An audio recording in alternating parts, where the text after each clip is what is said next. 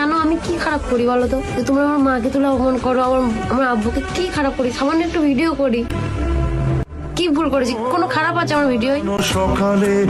সেদিন সবার সামনে জানতে পারিনি, বাট বাড়িতে এসে খুব কেঁদেছিলাম। আর সেদিন থেকে ভেবেছিলাম যে ভিডিও করবো না, কারণ আমার এই ভিডিওর জন্য যদি আমার মাকে অপমান হতে হয় তাহলে আমি ভিডিও করবো না। কিন্তু আমার মা, আব্বু আমাকে সবাই বুঝিয়েছিল লোকের কথায় কান দিবি না। সত্যি আমি সেই দিন যদি লোকের কথায় কান দিয়ে দিতাম না, আজকে আমার এই দিনটা কোনোদিন আসতো না। এমন হয়ে গেছিল, বুঝেছেন, লকডাউন যখন ছিল তখন আমার দাদু করোনা ভাইরাস হয়েছিল। আমার দাদুকে অক্সিজেন খোঁজা থেকে শুরু করে এত ছুটেছে আমার আব্বুরা, সবাই অনেক অনেক ছোটাছুটি করে অক্সিজেন খুঁজেছি আমরা।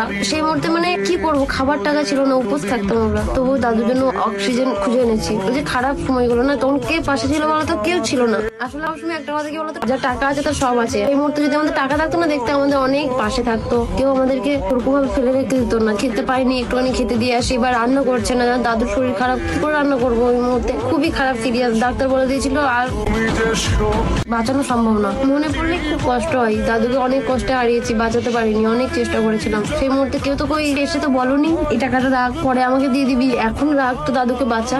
খারাপ সময় কেউ পাশে থাকে না।